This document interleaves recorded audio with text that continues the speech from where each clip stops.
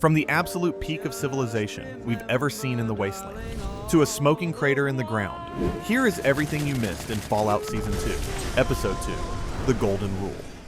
We have to start right at the beginning, because this cold open is one of the most gut-wrenching sequences ever seen, and it completely flips the script on the timeline and characters. We get taken back to Shady Sands, but forget that crater we saw in Season 1. This is Shady Sands in its prime, and wow, it is gorgeous. The camera sweeps over a city that is actually functioning, and then You Belong to Me by Joe Stafford starts playing, setting this haunting, nostalgic vibe that immediately puts you on edge because, well, we know the tragedy that's coming. The song choice is honestly savage foreshadowing. The lyrics are all about waiting for a traveler to return, but we know none of these people are making it out, turning a love song into a funeral march. We see greenery, organized streets, and people living lives that aren't just dirt and misery. It's the first time we've really seen what was lost, which makes the ending hit so much harder. We even catch a glimpse of a sign. Welcome to Shady Sands, the first capital of the new California Republic. That right there, that is a knife in the heart for every lore fan who spent hundreds of hours building this place in Fallout 2. We see the military might of the NCR in a way we haven't before, seeing a squad of NCR troopers marching past in formation, and one of them is decked out in that heavy riot armor with a gas mask, carrying a rifle on his shoulder. It just sells the idea that this was a real, functioning society with laws and protection.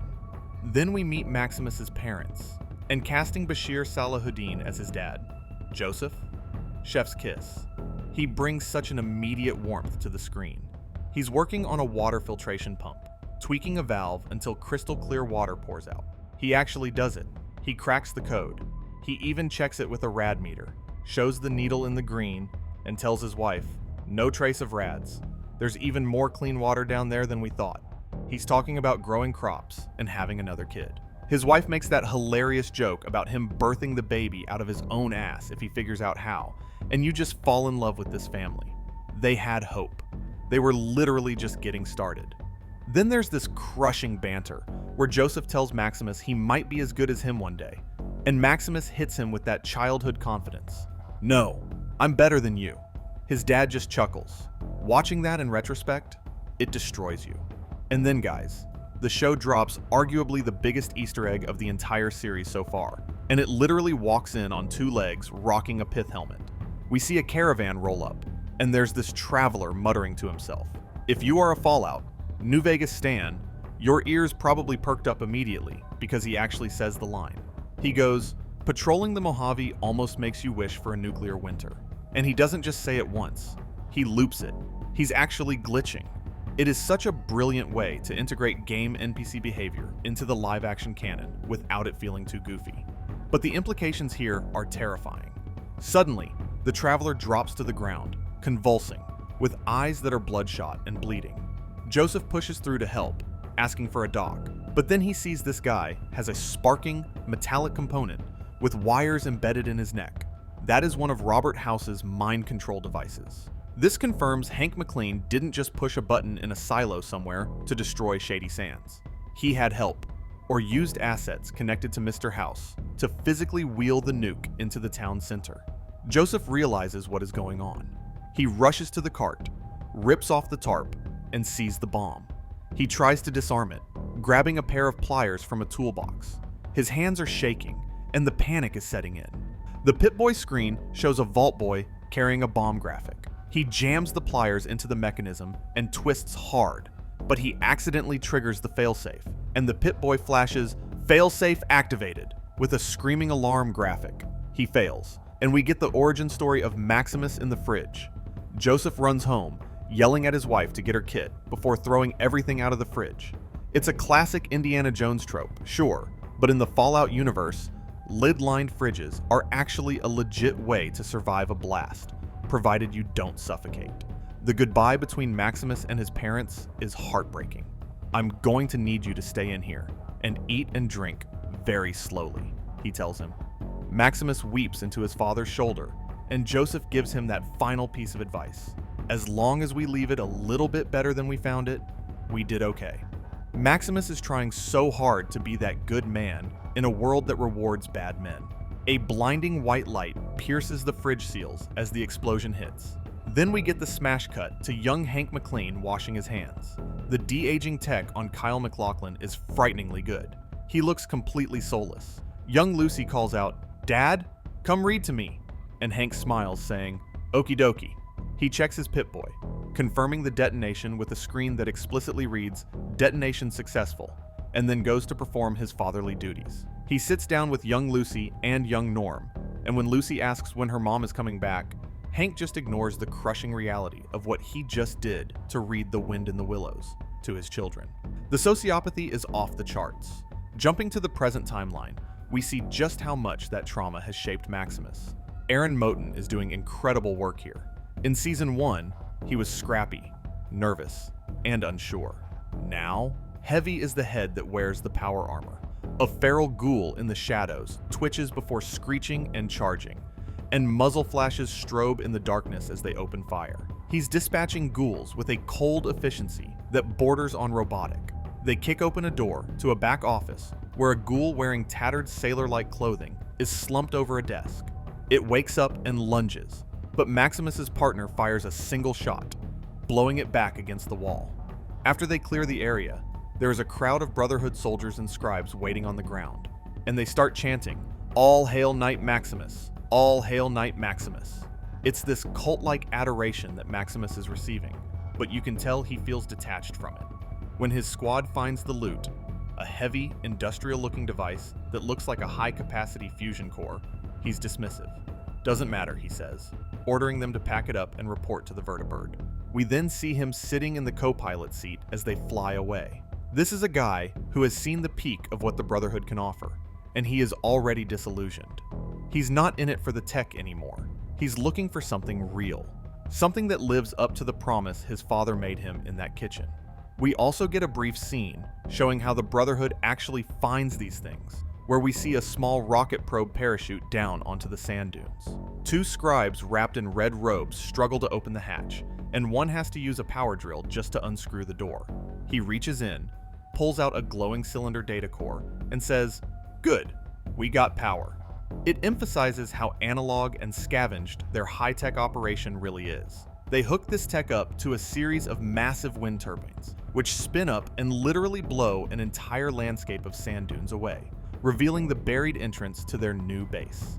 We then see Maximus, now out of his armor and wearing a burgundy jacket, meeting Cleric Quintus on a walkway. Quintus holds the device, which looks like a radio or Geiger counter, and calls it the key to our new home. The reveal that the Brotherhood has taken over Area 51, especially with that shot of the massive Brotherhood airship, the Kazwinin, hovering low over the desert base, is another massive lore drop. Plus, seeing the knights goofing around in the hangar is peak Fallout comedy. You have soldiers in million-dollar suits playing catch with a live grenade and blowing up cars just for fun. Maximus has to scold them like a tired dad. Please don't play with grenades inside. And finally, the alien. Did you catch that? They find a frozen Zetan corpse and just toss it aside to check the fridge. They don't care about science. They just want loot. The alien is literally garbage to them. Maximus has a really telling conversation with a young aspirant during this downtime. The kid asks about their duty, and Maximus drops some wisdom he's clearly been cooking up, saying, "In order to make a big problem something you can handle, you gotta make it small." He tells the kid to start by bettering themselves, mentioning self-discipline, generosity, valor, and not smelling really bad. It's a funny little moment that humanizes him. Later, in the barracks, Maximus is polishing the chest plate of his armor with a rag, and when Dane points out it'll just get dirty again, Maximus replies, "Better to polish dirty steel than have it stay clean." He even mentions that they used to quote the Codex to each other as a joke, showing how far he's come from blind faith. Dane brings up Lucy, saying, "You met that girl, maybe she's still out there." But Maximus shuts it down, insisting, "I have duties here." It's such a great metaphor for his character. He knows the Brotherhood is dirty, corrupted, and flawed, but he believes he has to try and polish it, to improve it from the inside, rather than just letting it rust. But the core of the Brotherhood storyline in this episode is the politics. We see a lone guard in a watchtower reading a comic book titled Wasteland Survival Guide. insect repellent special, just before the airship arrives. We get introduced to the idea of the different chapters. Elder Quintus is making a power play. He's got the cold fusion. He's got Area 51. And now he wants to unite the scattered tribes of the Brotherhood under his banner.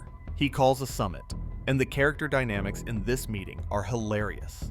You have the Grand Canyon chapter, the Yosemite chapter, and the Coronado chapter. My personal favorite has to be the Grand Canyon Elder. When Quintus starts complaining about the Commonwealth stealing relics, this guy cracks a joke about taxation without representation being un-American. He's basically like, look, we let the canyon rule itself, so everyone else can go screw themselves. It perfectly captures that the Brotherhood isn't this unified holy army. They're really just a bunch of fractured, tech-hoarding warlords who seem to hate each other almost as much as they hate the NCR. Things get seriously heated when that scarred leader makes a super gross, misogynistic comment about women, and the Yosemite Elder just slams a knife into the table and threatens to carve him up right there. And we have to talk about that background joke regarding the squire and the robot. When he says, he was well within his rights. Is that a dark nod to Fisto from New Vegas? It just shows the general weirdness of the wasteland. Ultimately, Quintus doesn't win them over with honor or ideology. He literally just buys them. He reveals those crates of fusion cores, promising more energy than human history could ever consume. It's so ironic because the Yosemite Elder points out the Codex forbids violence against brothers, but the second she sees those batteries, she admits the Codex is suddenly open to interpretation. Just brilliant. Quintus is manipulating Maximus, telling him, the Brotherhood has become scattered, broken, but now we have the strength to unify them, before looking him directly in the eyes, placing a hand on his shoulder, and calling him my son. It's a direct parallel to Maximus's real father. Joseph was a man who sacrificed himself to save his son. Quintus is a man who is using his son as a weapon to gain power. Maximus sees through it, though. His conversation with Dane shows his inner conflict. He says, the Brotherhood is as good as it gets. I'm just trying to make it better. He knows it's broken. He knows these people are toxic, but it's the only home he has. Before we dive into the absolute mess Lucy has gotten herself into, go ahead and smash that subscribe button harder than Hank McLean smashes the head of a Premium Elite Plus subscriber who didn't read the fine print. Okay, let's talk about the Golden Rule. Lucy and the Ghoul are back on the road. In Season 1, the Ghoul was dragging Lucy along. Now, they feel more like reluctant partners, but the philosophical divide is still there. Lucy tries to make conversation, asking if he was always this rude, and telling him that his family might not appreciate the person he's become. They pass a dilapidated building with a sign that reads Affordable Al's Discount Hospital, and below it, revolutionary treatments for new plague at low rates, which is just such a perfect piece of environmental storytelling about the scams of the pre-war world. They hear a scream from inside, and we get the classic RPG dilemma. Do you stop the main quest to do a side quest? The Ghoul says no. Empathy is like mud. You lose your boots in that stuff. That line is Walton Goggins' poetry. He's seen it all. He knows that in the wasteland, a scream for help is usually a trap. But Lucy is Lucy. She is terminally optimistic. She tries to lecture the Ghoul, telling him that a little kindness goes a long way, and that Charles Dickens actually wrote a whole book about it, noting that by the third ghost, Scrooge was cured. The Ghoul, of course, does not care about A Christmas Carol. She insists on helping, and this leads to one of the darkest sequences of the episode. They pass a rusted red ambulance parked near the entrance, and when the Ghoul calls it a waste of time, Lucy hits him with the classic hero line, doing the right thing is never a waste of time. They enter the hospital, a dark, tiled room filled with old medical equipment, and the Ghoul immediately clocks something Lucy misses. He sees the tunics. He asks the woman, "You awful far west, ain't ya?" This is our first clue that we are dealing with Caesar's Legion. If you haven't played New Vegas, the Legion is a slaver army modeled after the Roman Empire. They are brutal, misogynistic, and incredibly dangerous. The Ghoul knows this. He knows that anyone wearing that tunic is bad news. So, in his mind, he's doing the world a favor when he slits the throat of the male survivor. To Lucy, this is murder. To the Ghoul, it's pest control. However, the wasteland has instant karma. The ghoul starts choking and spits the meat out, realizing the guy was poisoned. This is the setup for a massive jump scare where a rad roach falls from the ceiling, which Lucy smashes with a tray. But that's just the appetizer. The real threat is the massive rad scorpion that bursts out. The creature effects here are insane. It stings the ghoul and the tunic woman during the chaos. Lucy helps the woman, walks her all the way to safety. And what is her reward? She gets captured by the Legion. While walking, the woman says gratias, and Lucy, being a teacher, gets excited that she speaks Latin, totally missing the red flag. She spots a wooden structure draped with a red banner featuring a golden bull, the symbol of Caesar's legion. And that is when the trap springs. The reveal of the Roman banners, the football pad armor, the wolf headdress is terrifying. The woman tells her, "You're a kindly profligate." In Legion speak, a profligate is a dissolute person, someone worthy of death or enslavement. Lucy tries to reason with them, saying, "I realize we all have our cultural differences, but just so you know, I am nice." But it falls on deaf ears. Lucy's kindness didn't save her. It walked her right into a trap. It proves the ghoul's point. The golden rule doesn't work when the people you're treating don't view you as a person. Now, Lucy is in the clutches of one of the most evil factions in the lore, and she doesn't have the ghoul to bail her out. Meanwhile, back in Vault 31, things are getting weirdly corporate. Steam hisses as cryogenic pods begin to thaw, and the dwellers wake up gasping for air, faces covered in frost. Norm MacLean has woken up Bud's buds, and these are middle management types who expected to wake up to a future they controlled. Instead, they have a short king telling them that Bud is dead. Norm is evolving so fast. He realizes he can't control them with force, so he controls them with bureaucracy. He calms them down by claiming, "I'm the product of 200 years of genetic engineering, part of a race of super managers." He gamifies their survival. Merit dots. He holds up a tin of literal band-aids and treats them like gold stars, telling them, "This is Bud's final test." It is such a scathing satire of corporate culture. Claudia even suggests checking the fire suppression system for water. It's so petty and perfect. He turns their escape into a team-building exercise. They crawl out of a concrete bunker vent into a vast desert of sand dunes. The dwellers are complaining that the mall is gone, focused on the trivial loss of commerce, while Norm is just staring at the sky. He sees the beauty of the raw world. It's a moment of liberation for him. He's been trapped underground his whole life, not just physically, but metaphorically, trapped in the web of lies his father spun. Now, he's out. And speaking of the devil, let's check in on Hank MacLean. If the flashback didn't make you hate him, his scenes in the Vault Tech facility definitely will. We actually get a flashback to Cooper Howard in his pre-war appearance, wearing a sharp gray suit, driving a silver 3-wheeled Vault Tech cart through concrete corridors to a garage labeled Sub-Level 4, Cryogenic Biorepository. He is running experiments on mice, walking past a livestock sign to grab a white one. He is trying to perfect the mind control tech, and it is going poorly. He uses tweezers to insert a tiny microchip into the mouse's neck before placing it in a glass box and heading to a control panel with a large black dial. The montage of the exploding mice heads is set to this jaunty, whimsical score by Ramin Djawadi, which creates this disturbing cognitive dissonance. It's funny, but it's also horrific.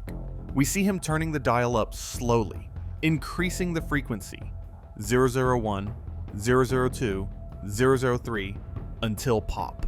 The mouse explodes violently against the glass, leaving only a red smear.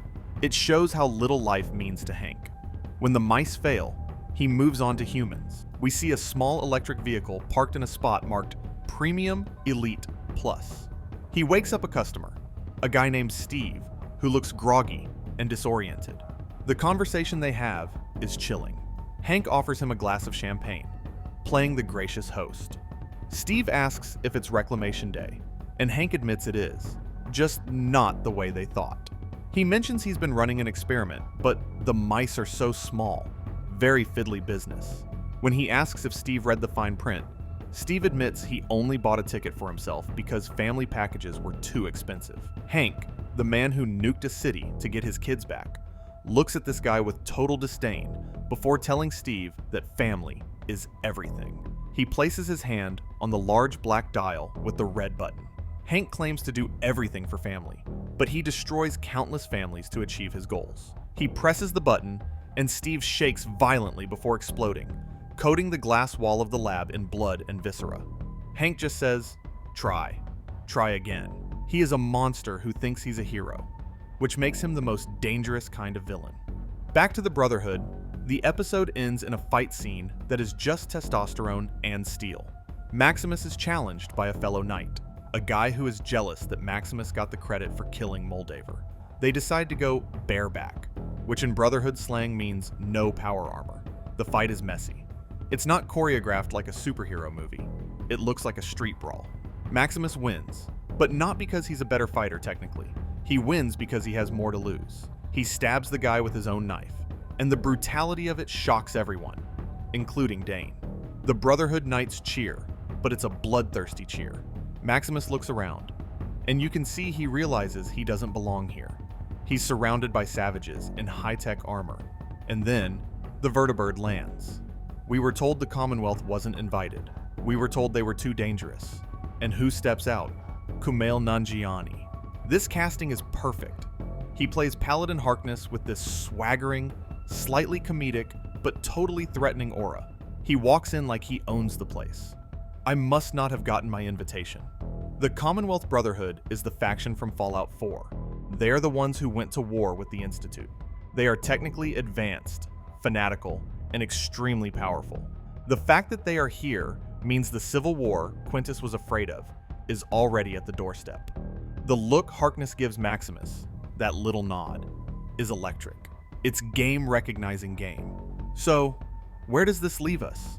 Lucy is a prisoner of the Legion, presumably being taken to a slave camp, or worse. The ghoul is poisoned and alone in the desert.